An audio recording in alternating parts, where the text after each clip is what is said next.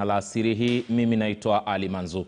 Kamati ya Bunge la Kitaifa inayohusiana sana na masuala ya sheria leo ilianza mchakato wa kuwapiga msasa watu 4 ambao wamependekezwa na Rais Uhuru Kenyatta kujaza nafasi kama makamishna katika tume ya uchaguzi na mipaka nchini IEBC. Rais Kenyatta aliwapendekeza Juliana Cherera, Francis Wanderi, Irene Masit na Justus Nyangaya mnamo tarehe 5 ya mwezi wa Agosti na kuwasilisha majina hayo kwa Spika Justin Muturi. Iwapo 4 hao wataidhinishwa na bunge, basi watachukua nafasi za Roslyn Akombe, Margaret Mwachanya, Paul Kurgat na alikuwa naibu wa mwenyekiti Consolata Maina ambao walijiuzulu kutoka tume hiyo baada ya uchaguzi mkuu wa mwaka 2017. Many of the people that you are passionately involved in politics, from the NAC days, NAK, to LDP, up to Rainbow, are still actively involved in Kenya's politics up to now. And many of them are people that you have worked with very closely, very passionately. How will you divorce Nyangaya, the commissioner at IEBC, to Nyangaya, the political party official, so that your participation as a commissioner is fair to all Kenyans? Just a minute before you respond. I see Homa Bay, member for Homa Bay Town waving, meaning that he would want to interact with us. But let me just let you know, member for Homa Bay, that this is the order in which we will go.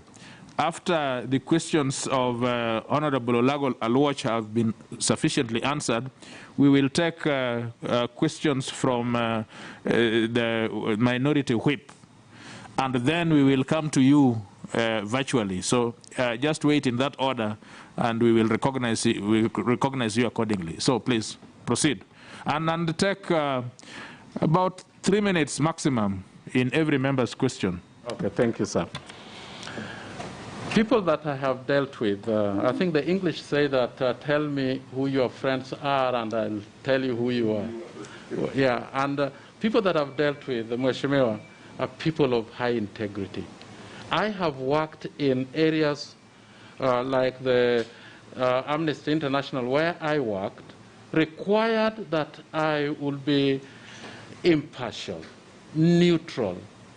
And I think that is the reason why Chapter 6 of the Constitution of Kenya requires that you need to exercise the dignity of the office that you have been given, but also both in private and in public. And even if I did not work for all these other parties, I will still be related to some people that are very close to politics and are very close to me. But it is a question of exercising discipline, but also exercising impartiality, knowing where you reach with everybody, so that the relationship does not interfere with the work that you have been given to provide service, not to your friends, not to your tribes, but to the country. Kwingineko, Rais Uhuru Kenyatta amemtaka naibu wake William Ruto kujiuzulu kama hajatosheka na utendakazi wa serikali anayoitumikia. Akizungumza hapo jana jioni katika ikulu alipokutana na wahariri wakuu wa vituo mbalimbali vya habari, Rais ameshikilia kwamba hajakuwa akikutana na viongozi wa upinzani kuzungumzia urithi wake, bali anazungumzia masuala muhimu ya taifa. Vilevile amesema Ruto hajakuwa akialikwa kwenye mikutano hiyo kwa kuwa haungi mkono ajenda za serikali yake. Wakati huo huo, Rais amesema hajapoteza chochote baada ya mahakama ya rufaa kutupilia mbali rufaa ya mchakato wa BBI na kuongezea kwamba yeye alikuwa na nia njema kwa taifa kupitia mpango huo. Decent civilized society where people disagree. Yeah? All right? The honorable thing that leaders do is to say, I disagree with the policies of this government, and therefore I wish to disassociate myself from them, and you tender your resignation. I wish this is what people would also do, you know? Because as they say, you can't live in a glass house and also throw stones. You're in the same house and you're also throwing stones to demolish it, right? okay? I have tried as much as possible to make sure that everything that we do, I keep everybody also within government involved, and even some of those people who are criticizing have been part and parcel, yeah?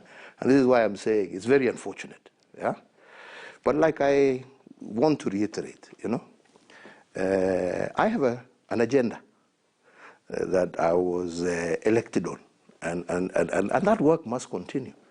And it would be really the honorable thing that if you are not happy with it, that you would actually, you know, step aside and allow those who want to move on, and then take your agenda to the people, which is what happens in any normal, you know, democracy, because you can't have your cake and eat it, yeah?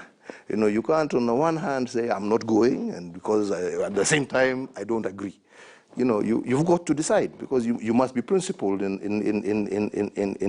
that endeavor. Yeah? That's what happens in a democracy, so that you don't confuse people. You know, on the one hand, you want to sing the praises of a government, that you are saying that yes, you know, this is we have done, and you want to ride on them, but yet on the other side of your mouth, you're talking another language. When they went out and they said my election was null and void, I accepted, moved on. And even this one, I will accept and move on. I don't agree with it, because I believe we have denied Kenyans their resources, we have denied Kenyans equity, we have denied funds to go mashinani through the ward fund, which to me is actually a much more equitable way of ensuring mtoto wa mashinani ameweza kupata elimu ya university kuliko CDF. All right? So this is what Kenyans have lost. I, Uhuru, have not lost anything. Just the feeling of sadness that we could actually, for political reasons, deny our own people something that would have not only improved their lives and livelihoods, but made Kenya that much more a cohesive society.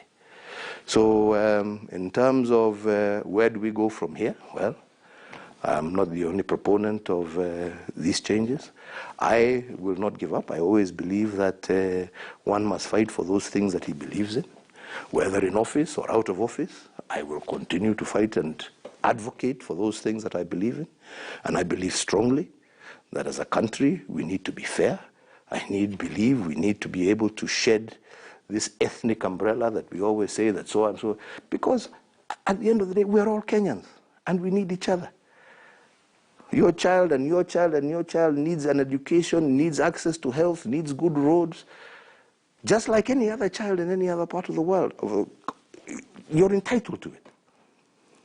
And it is my hope and my prayer that like-minded people who believe in these fundamental principles and who believe and see Kenya long into the future and not within the context of their political life, yeah, will continue to advocate for these things until we have a much more fairer and much more just society. So as of now, like I said, that is where we are. We have a ruling, we obey, and we move on, and we continue to consult with people who think the same as we do. And we will continue to work together to see that we overcome these challenges and get the Kenya that we want to see, that we want our children to inherit. Na mtazamaji, na baada ya taarifa hiyo hapo jana, naibu wa rais ameweza kuzungumzia swala hilo na taarifa ninazozipokea hivi sasa. Kwanza, naibu wa rais yuko kwenye mazishi kadhaa. Alikuwa sehemu ya Taita Taveta pale mapema hii leo, na hivi sasa tunavyozungumza yuko sehemu ya Kinango kule ambako kuna mazishi pia ya mamake gavana wa kaunti ya Kwale Salim Mvurya, na amesema kwamba hatojiuzulu kwa kuwa alichaguliwa. Hivyo basi amesema ataendelea na shughuli zake kama za kawaida. Amesema kwamba hatojiuzulu wala hatoenda mahali popote, wakati ambapo kulikuwa na huo wito uliotolewa hapo jana jioni kwenye mahojiano hayo na baadhi ya wahariri wakuu wa vyombo vya habari hapa nchini Kenya, kati yao na Rais Uhuru Kenyatta. Taarifa zaidi ni kwenye taarifa zetu mwendo wa jioni. Lakini tukiendelea na taarifa zaidi ni kwamba naibu wa rais vile alikutana na baadhi ya viongozi kutoka kaunti ya Makueni kwenye makazi yake hapa Karen mapema hii leo asubuhi, ambapo ameelezea kuwa jaribio la kufanyia katiba marekebisho kupitia mchakato wa BBI lilikuwa ni hatari katika historia ya Kenya. Ruto amesema kuwa hatua hiyo ingehujumu hatua ambazo Kenya imepiga tangu kujinyakulia uhuru wake. Wageni tulioko na wao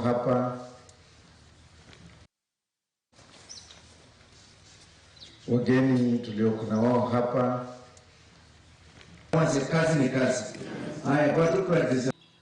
If there was a much more dangerous constitutional change, it is the BBI. Because it was going to roll back all the gains we had. We fought for almost 30 years against an imperial presidency. The BBI was going to install the imperial presidency in a very unprecedented way. How will you account that the BBI was suggesting that we have a president who controls the legislature through appointment of members of parliament into the executive and controls the judiciary using the ombudsman? We would have an imperial presidency. Let us not lie to ourselves. Let us not lie to the people.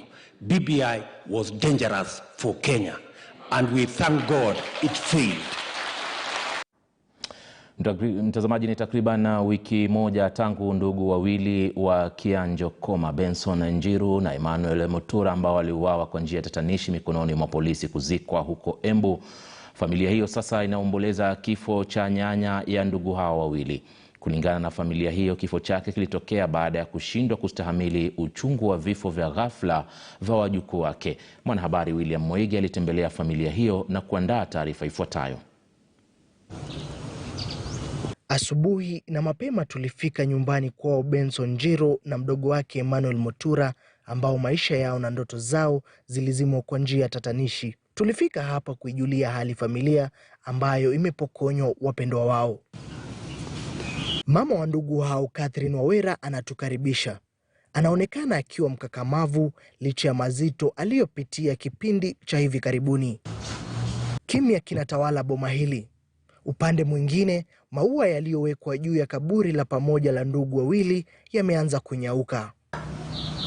Wawera alikubali kuzungumza nasi, lakini hata kabla ya kuanza mazungumzo, hisia zilimzidi.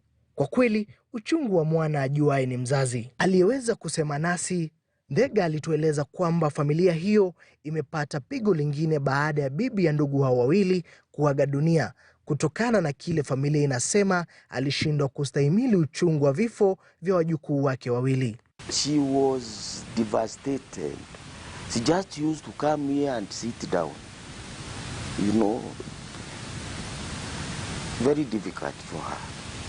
And for all of us anyway. That's something you cannot, do away with. Irrespective of who you are. If you are really a parent, even I think even a devil cannot do what was done to these boys. It's very bad. Na hata kabla ya hali kutulia, familia hiyo inajiandaa kwa hafla nyingine ya mazishi. In fact, as we are talking, I know my brother is sick, the father. He tells me anytime he walks out of the house and he sees the two graves with the flowers withering away, his heart gets broken and he dashes back to the house. What do you expect? It is so painful. It's something, we will have to live with till we go down to the grave, because it's something you cannot forget. Especially the pictures of those boys. They can't move out of any, normal parent's mind. They can't. Maafisa 6 kutoka kituo cha polisi cha Manyatta walifikishwa kotini wakihusishwa na vifo vya ndugu hao wawili. Kwa sasa wanazuiliwa kwa siku 14 huku uchunguzi ukiendelea. Moige William, KTN News. Naam, pole kwa familia hiyo ambayo imezongwa na msiba mwingine tena. Mtazamaji, tukiachana na hayo, wafanyabiashara wenye maduka ya kuuza nyama kaunti ya Machakos sasa watalazimika kuelezea wanakonunua nyama hiyo iwapo agizo la serikali litatekelezwa. Naibu kamishna Charles Wambugu amesema hatua hiyo itawasaidia wafugaji kuzuia wizi wa mifugo unaotekelezwa na wezi ambao wanaowauzia nyama wauzaji rejareja.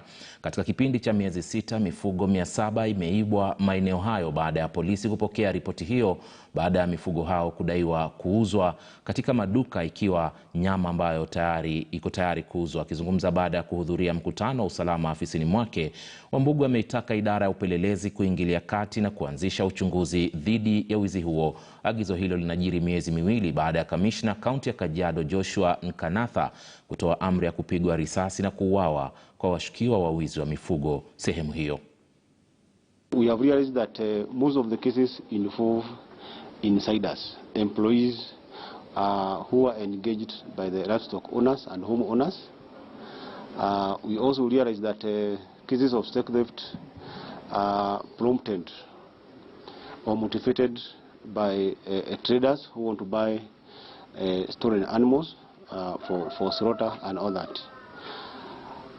So one, we have advised, and we want to advise our people in the river who own livestock to desist from engaging foreigners, because if you engage a foreigner and he is involved in cases of stock theft, our offices, the office of the DCIO, will have problems tracing such fellows. So what we have done, we have also profiled all residents who own livestock. We have also profiled all businessmen who have butcheries. We have also profiled our residents or traders who deal with the livestock, livestock trade. We are going to have that database. We are going to have the DCIO continue gathering information about their trading activities, their source of meat, their sources of livestock. Mtu mmoja amefariki huku wengine 38 wakiendelea kupokea matibabu katika hospitali ya kaunti ya KERICHO baada ya kula nyama yenye sumu. Kulingana na Daktari Sabina Sambu, wagonjwa hao walikimbizwa hospitalini wakilazimika ama kulalamikia maumivu ya tumbo na pia walikuwa wakitapika na hata kuendesha. Kulingana na waathiriwa hao, wote walianza kuhisi maumivu punde tu walipoila nyama ya mbuzi ambaye alikuwa amechinjwa na mmoja wao. Wakazi wameonywa dhidi ya kula nyama ambayo haijakaguliwa ili kuhakikisha wanakula chakula kilicho salama kwa binadamu. It is wise to have meat to be inspected. Let the public health officer and the veterinary inspect the meat before it is consumed. Because as you can see, it has caused a lot of problems, and if intervention was not done early, maybe we'd have had even a higher mortality. So I'd like to advise the public in future, if you have an animal, a cow, even a chicken can still kill. If you have a sick poultry, try to get the veterinary before you consume to advise you on whether to dispose or you're able to take. Then on the public, try and buy meat from a licensed butchery. From there, you are assured of the quality and inspection of the meat. Na muungano wa wafanyabiashara ambao walikuwa umepewa jukumu la kushughulikia maandalizi ya vyakula na malazi wakati wa kongamano la 7 la kila mwaka la ugatuzi lililotarajiwa kufanyika katika kaunti ya Makueni, sasa unataka fidia ya hasara ambayo muungano huo umepata kufuatia kuahirishwa kwa kongamano hilo. Kongamano hilo liliahirishwa kutokana na kuongezeka kwa visa vya maambukizi ya korona hapa nchini kwa ujumla, na lilikuwa limeratibiwa kufanyika juma hili lakini kuahirishwa kufuatia kanuni ya kupiga marufuku mikutano ya hadhara. Samahani kwa hilo. Almost to that tune of 30 million, And this came about in terms of the investments that we have done, the renovations in hotels, the furniture and whatnot that we put in place. On top of that, having been notified a day earlier, it felt like we had been shoved under the bus, because already we had done purchases, we had already booked suppliers to give us the provisions that would make this event a success, which left us in a quagmire, because naturally, if you support and give people an advance payment of what we're supposed to be doing, it's very difficult to come back again to them and ask them refund us. Na wakazi wa eneo la Torosei, kaunti ya Kajiado kule na sehemu ya Lorong'osua ikiwa iko katika sehemu ya Kajiado ya kati, wanalalamikia changamoto ambazo wanakabiliana nazo kila wanapotumia barabara ya IEBC hadi Torosei. Kulingana na wakazi wa eneo hilo, wanalazimika kuwalipa wenye mashamba ili kuwaruhusu kutumia barabara hiyo. Vile vile wanasema kwamba mwanakandarasi ambaye amepewa kazi hiyo alielekeza barabara kwenye mashamba ya watu binafsi. Hii ni baada ya barabara ambayo iliyotengenezwa na mwanakandarasi wa serikali kukatika na kuelekea kwenye barabara ya shamba hilo ambalo ni la mtu binafsi. Nao wenye mashamba hayo wameweka vizuizi kwenye barabara ili kulipisha wote ambao wanaoitumia barabara hiyo, iwe kwa miguu, wenye pikipiki na pia wanaotumia usafiri wa magari. Changamoto tunapitia hapa ni barabara. Barabara hapa haipitiki. Especially kwanza hii dam ndio imesaidia kidogo, maana ilikuwa ina leak, maji yote inakuja inateremuka, barabara inakuwa kama siwa sasa. Pale mbele kama unaenda mbele, barabara imekatika kabisa. Sasa hata haipitiki wakati ya mvua, watu watabidi walale town, wale hawana mahali ya kulala, itabidi hata walale porini. Sasa shida hapa ni barabara kabisa, na pia watoto wa shule wakati wa mvua tunaona wanapata taabu kabisa, hata wengine wanakatikiwa na hiyo barabara vile imekatika hapo mbele, hakuna bridge, wanashindwa kwenda shule. Sasa inakuwa taabu kabisa. Sasa tunaona viongozi wetu wametusahau na wanastahili kutukumbuka kwa kweli, maana hiyo ndio maana ya kuchagua viongozi. Hiyo ndio maana sisi tunapiga kura. Tuko na shida sana ya barabara, sababu sisi watu wa pikipiki ama magari tunateseka sana sababu ya barabara. Barabara yetu ni mbovu, haswa wakati wa mvua. Josi last 3 months ago nikatembea hapa, nikajaribu kuja hapa kuruka kwa hii mto, nikabebwa na hii pikipiki yangu na maji. Pikipiki ikaanza kutolewa kule chini kwa maji, mimi nikatolewa na wazee wengine hapa, nikaweka hii pikipiki yangu kwa hii ndevisi hapa kwa hii mti, nikaachana naye. Nikapata watu wengine wanaenda na gari, kanisaidia mpaka nyumbani. Kesho yake nakuja kuchukua hii pikipiki yangu, nikapeleka BISIL, kaenda kubomolewa hata sababu ya maji ama sababu ya hiyo shida tu ya barabara. Na mtazamaji, ni taarifa za mbiu ya KTN alasiri hii. Tunakwenda kwenye pumziko fupi tu, lakini tarejea baadaye tuendelee na taarifa zaidi ambazo tumekuandalia. Endelea kuwa nasi.